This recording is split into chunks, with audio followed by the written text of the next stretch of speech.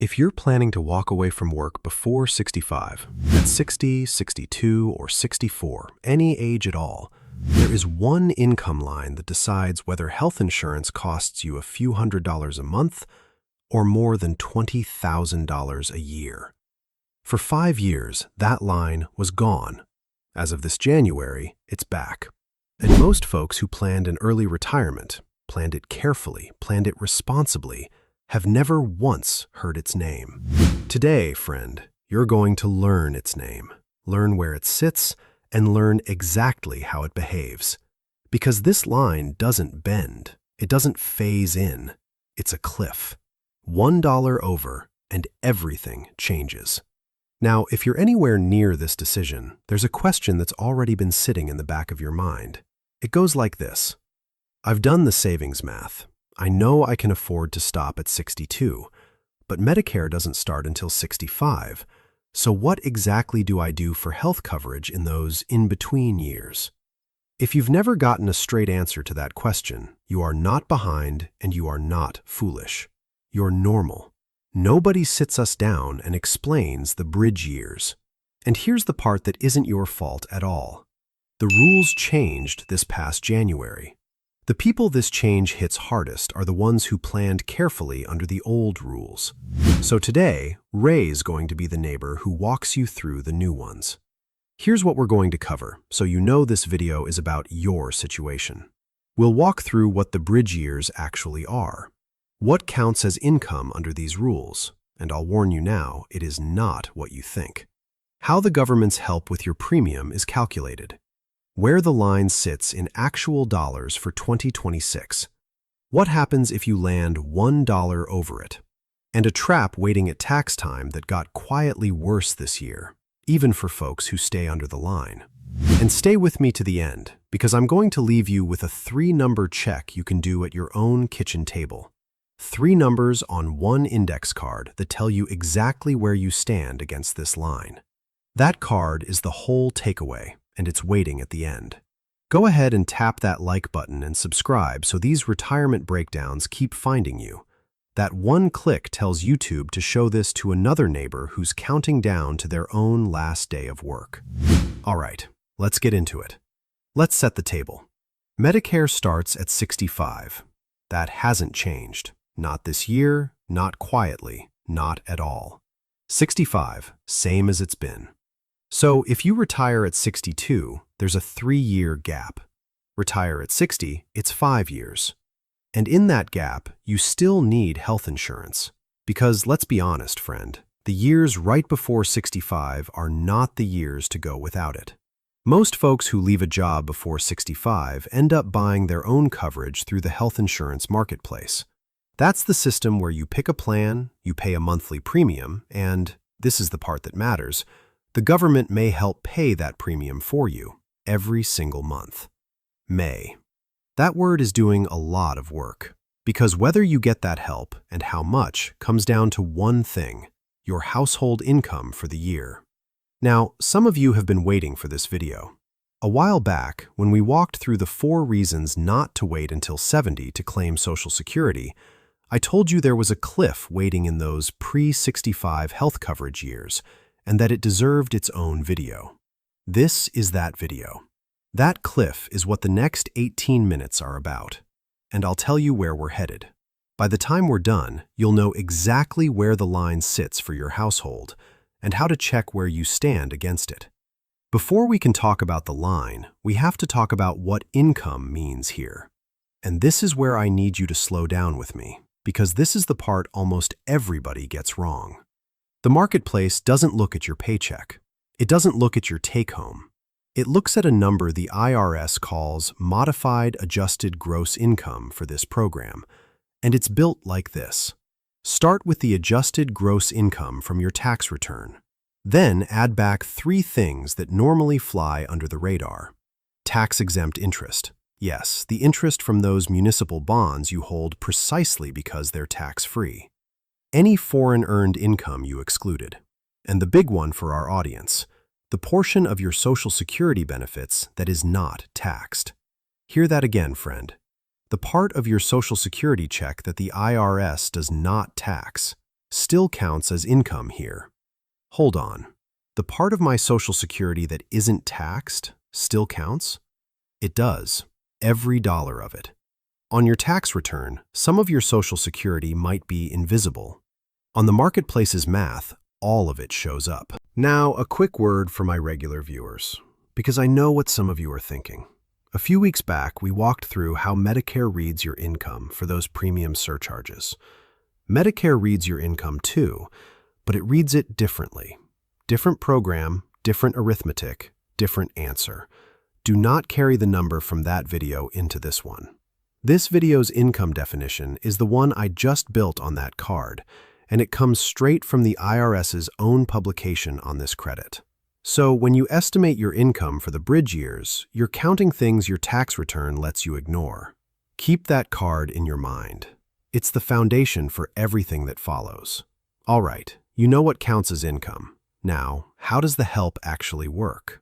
The government's help is a tax credit that gets paid toward your premium, and the size of it runs on a sliding scale, set against something called the federal poverty line for your household size. The lower your income sits on that scale, the bigger the help. The higher it climbs, the smaller the help gets. For 2026, the scale runs like this. At the bottom of the range, you're expected to put about 2% of your income toward the benchmark plan. That's the yardstick plan the government measures the help against, the second cheapest silver plan where you live, and the government's credit covers the rest of that benchmark cost. As income rises, your expected share climbs. Through the middle of the range, it steps up in bands, and at the top of the scale, from 300 to 400% of the poverty line, your share flattens out at just under 10% of your income. 9.96%, to give you the exact 2026 figure. Sit with that top band for a second, because it surprises people. Even under the line, even while you're still getting help, a household near the top of the scale is already putting nearly $1 out of every 10 they make toward health insurance. Before any cliff enters this story, that's the good outcome. I know that's a lot of percentages, friend. Take a breath. You don't need to memorize a single one of them. You only need to hold on to one idea. The help shrinks as income rises, until you reach the line where it doesn't shrink anymore. It vanishes. And quick reminder, friend, this is for education only, not tax or financial advice. Run your own numbers or sit down with a qualified planner before you make a move. Now, here's the part that changed in January. This is the reason this video exists, and I promise it changes how you think about every year between your last paycheck and your Medicare card. For 5 years, 2021 through 2025, the line I've been warning you about was gone. Congress took it away temporarily. During those years, the help extended above the line, and nobody's share of the benchmark plan went past 8.5% of income, no matter how high the income ran. That arrangement expired on December 31st, 2025. Congress talked about extending it. The House passed a bill in January.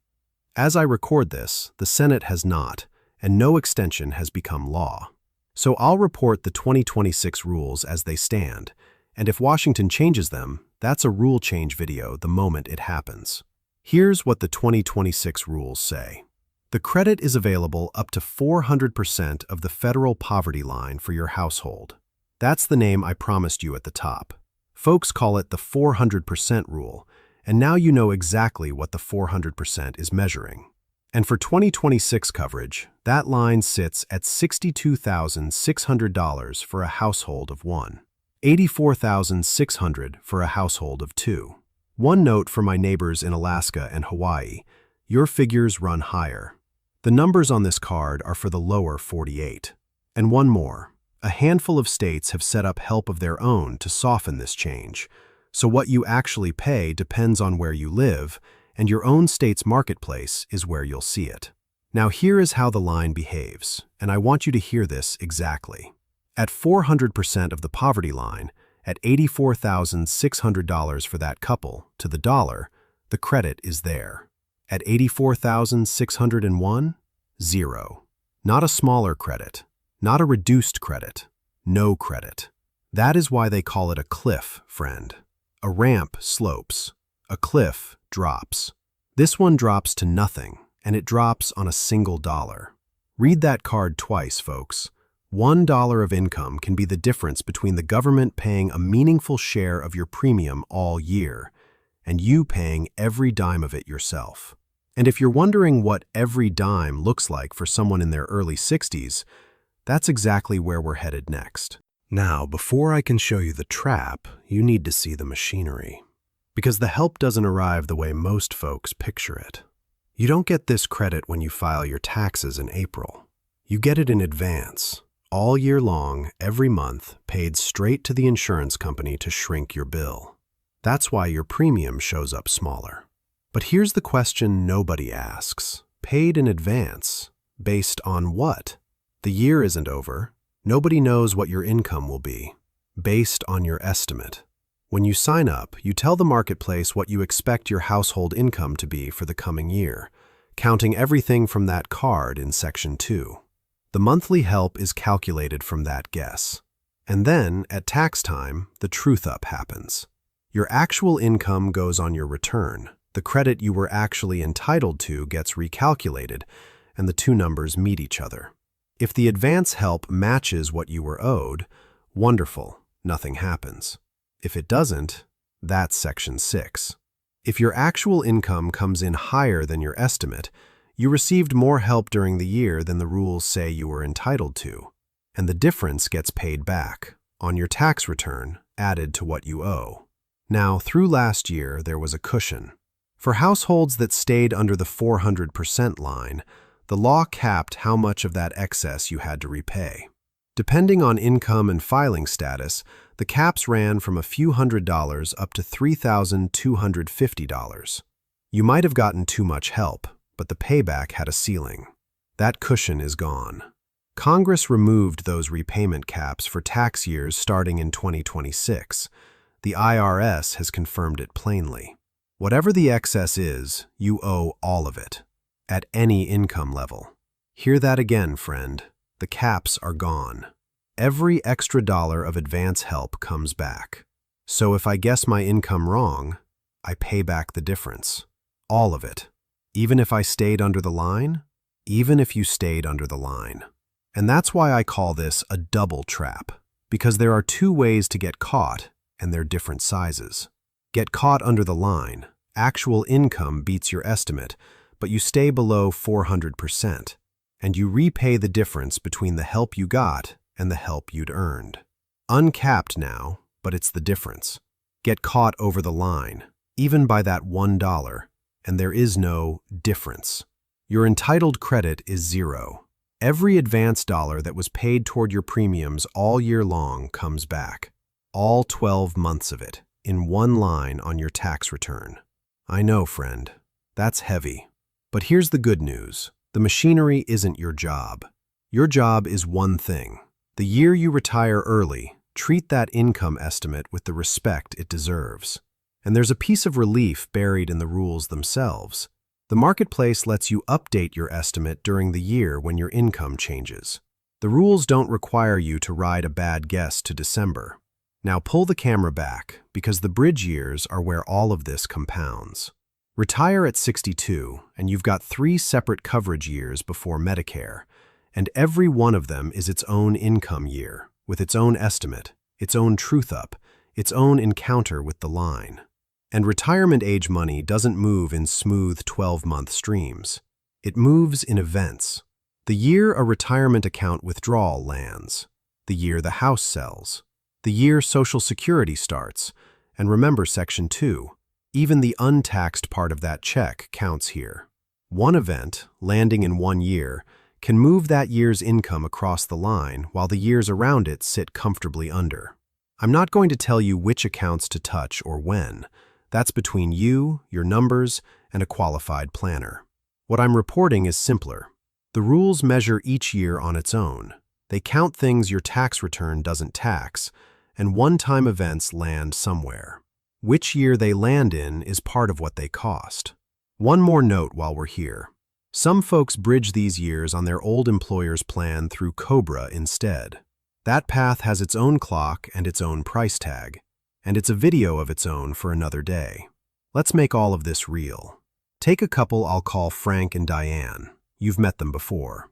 Frank is 62 now, retired at the end of last year. Diane is 60. Household of 2, so from Section 4, their line for 2026 coverage is $84,600. In January, they estimate their income for the year, $70,000. Say the benchmark plan where they live runs $1,600 a month for the two of them. Yours will differ. This is arithmetic, not a quote. That's $19,200 a year. At $70,000, they're in that flat top band from Section 3. Their expected share is 9.96% of income. That's $6,972 for the year. The credit covers the rest of the benchmark. $19,200 minus $6,972, $12,228. Roughly $1,019 a month, paid to the insurer all year. Now the year happens. Frank claims Social Security at 62. They take a withdrawal from a retirement account for a roof and a wedding. And in February of next year, the truth-up arrives. Two endings, friend. Watch how different they are. Ending 1. Actual income comes in at $84,000, under the line by $600. Their entitled share recalculates. 9.96% of $84,000 is $8,366. So the credit they'd actually earned was $10,834. They received $12,228. The difference, $1,394, goes on the tax return. They keep the rest of the help. It stings and it's owed in full, but the system worked. Ending 2. Actual income comes in at $84,601. $1 over the line. Their entitled credit is 0, not recalculated, 0. And every advance dollar comes back, all $12,228 on one line of the return. Read that card twice, folks. $601 of income separates those two endings. The tax bills they produce are almost $11,000 apart. And now, the takeaway I promised you. 3 numbers, 1 index card. Number 1. The Federal Poverty Guideline for your household size. It's published every January. For 2026 coverage, a household of 2 uses $21,150. Number 2. That number times 4. That's your line. For the two of you, $84,600. Number 3. Your running estimate of this year's household income, counted the marketplace's way with the Section 2 add-backs, untaxed Social Security included. 3 numbers. Where number 3 sits against number 2 is your whole position. And if number 3 moves during the year, an event lands, a check starts, the marketplace will take your updated estimate. That's the entire check, and it fits on an index card next to your coffee mug. Now let me be straight with you about what this video is not saying. It is not saying everyone should manage their income under this line. For some folks, the retirement they actually want puts the credit out of reach, and the coverage is still worth buying at full price because the retirement is worth more than the subsidy. For others, working one more year past the bridge changes the whole picture. The line doesn't make your decision, friend. It's just a fact on the map. You make the decision, and now you make it knowing the line is there. And I want to be clear with you, the way a good neighbor should be. Everything I've shared today is for education, to help you ask smarter questions. It is not financial, tax, or legal advice. Your situation is your own. So before you lock in a decision, sit down with a qualified professional and walk through your specific numbers. If this was worth your 20 minutes, tap that like button and subscribe. That's what tells YouTube to put this in front of the next neighbor staring down their own bridge years. And do me a favor, down in the comments, type the word cliff, all caps, so I know how many of us are planning around this line. If you haven't seen our video on the 4 reasons not to wait until 70 to claim Social Security, That's the front porch to this whole conversation. It's linked below. Take care, friends.